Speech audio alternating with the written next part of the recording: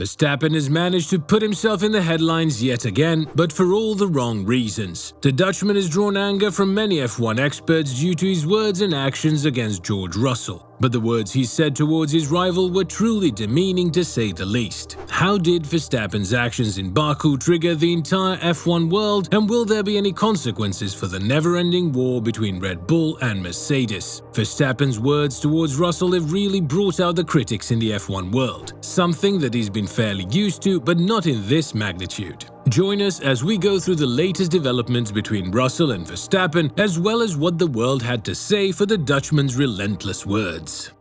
The Azerbaijan Grand Prix sprint race was a roller coaster of emotions, leaving Formula One pundit Peter Windsor utterly flabbergasted by Max Verstappen's behavior. Despite being a seasoned driver, Verstappen surprised everyone by failing to make room for George Russell at the start of the race, which left Russell with no option but to collide with him at turn 2. Verstappen was visibly infuriated by the collision, as it left his side pod with a gaping hole that threatened to sabotage his performance. But what really caught everyone off guard was Verstappen's reaction towards Russell, with Windsor noting that Verstappen couldn't seem to comprehend the fact that he cannot race Russell the same way he races Lewis Hamilton. After finishing third, Verstappen confronted Russell in the Parc Fermé, and what followed was nothing short of explosive. The Red Bull driver angrily lashed out at his Mercedes counterpart, branding him a dickhead in a heated exchange that left everyone in shock. But Russell is not the one to back down. He has come out to defend himself, stating that he won't hold back just because Verstappen is leading the championship. He even went as far as claiming that Verstappen has a lot more to lose than he does in the event of contact. But what's really intriguing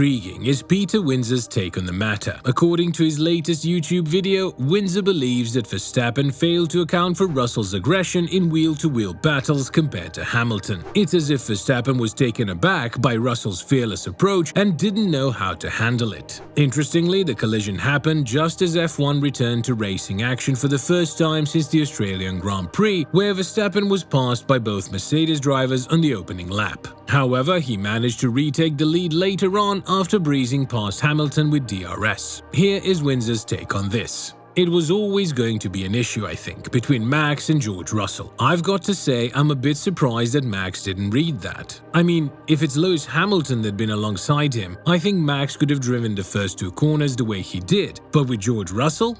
Windsor's implication, however ludicrous or controversial it may be for the Red Bull fans, does hold water. Verstappen may be struggling to adapt to different opponents' driving styles, and this could be a weakness that other drivers could exploit in the future. Windsor's observations are thought-provoking and shed light on the complexities of F1 racing. It's clear that every driver has their own unique approach and style, and the ability to adapt to these differences is crucial for success in the sport. This is what he went to add on.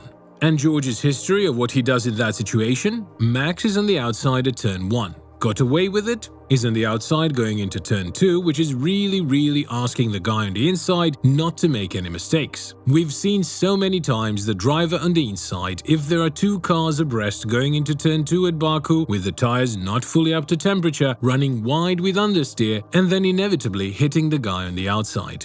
Windsor even went as far back as the 2017 GP3 decider in Jerez, where Russell did a similar move on his teammate at heart, Jack Aitken. According to Windsor, that's just the way George drives, and he's not afraid to get his elbows out. Well, we all know what happened next. Verstappen and Russell collided, leaving a massive hole in Max's car. And here's the kicker. Verstappen is currently leading the World Championship. To Windsor, it just doesn't make sense for a driver in that position to risk their car in such a manner. Windsor even compared Verstappen's move to racing legends like Niki Lauda and Alain Prost, implying that they would have taken a more cautious approach.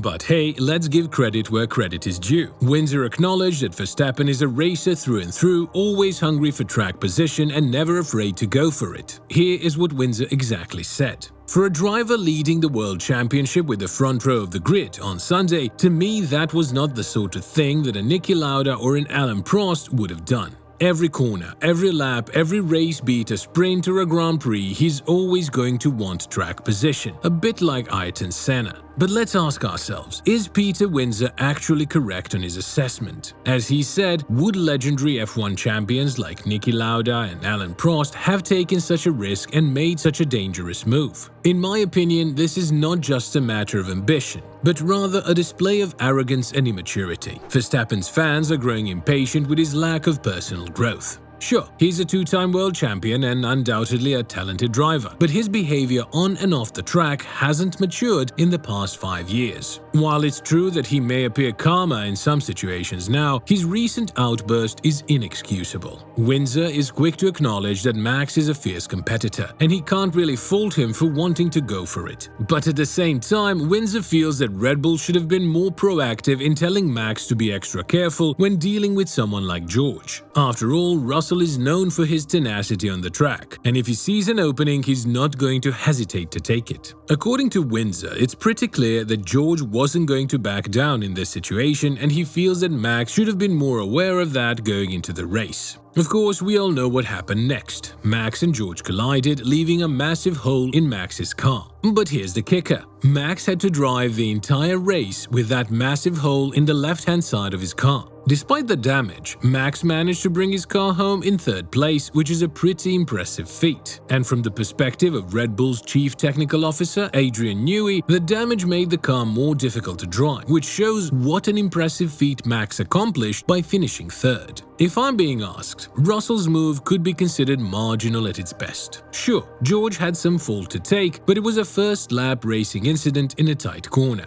The parallels to 2021 are undeniable. Max pulled off similar aggressive moves on Hamilton multiple times last year, even in Abu Dhabi, and it was exhilarating to watch. But all season long, Hamilton fans were up in arms, calling it reckless and dangerous. Now, in 2023, the tables have turned, and it's the Max fans who are criticizing the move while Hamilton fans are defending it. The irony is not lost on anyone. And let's be real here. Hamilton didn't end up with a hole in his car in Brazil or Jeddah because he took evasive action. That's what Windsor was getting at. In both races, Hamilton had a faster car, and it was the wise move to avoid contact and live to fight another lap. Let's face it, Max Verstappen's racing style is daring and bold, but it's also lacking in maturity. We've seen it time and time again. He takes unnecessary risks, puts himself in vulnerable positions, and then complains when he gets hit. Sure, people can argue about the rules and regulations and what the stewards should or shouldn't have done, but the fact remains that if you want to win, you have to finish the race. It's like he's playing a game of Russian roulette with his own chances of success. He hangs it out on the outside, hoping to make a move that will put him ahead, but he's not considering the consequences. The competition is always watching, waiting for that one moment of weakness to take him out. And let's not forget, he's driving the fastest car on the track, with a huge advantage in overtaking. So why take unnecessary risks? It's like he's addicted to the thrill of the chase and doesn't care about the outcome. The opinion of George Russell letting Verstappen go without having a proper fight isn't really providing value for the sport, given the fact that what George did in Baku is exactly what Verstappen had been doing from 2016 to 2021 with even higher risks. He should be grateful that he wasn't taken out of the race altogether. If he wants to win, he needs to learn to make overtakes on the safer parts of the track, like the straights. It's not rocket science. In the end, it's not about who's right or wrong, or who's a fan of whom. It's about being a professional racer and having the maturity and skill to make smart decisions on the track. Max Verstappen still has a lot to learn in that department. What are your thoughts on this? Let me know in the comments below.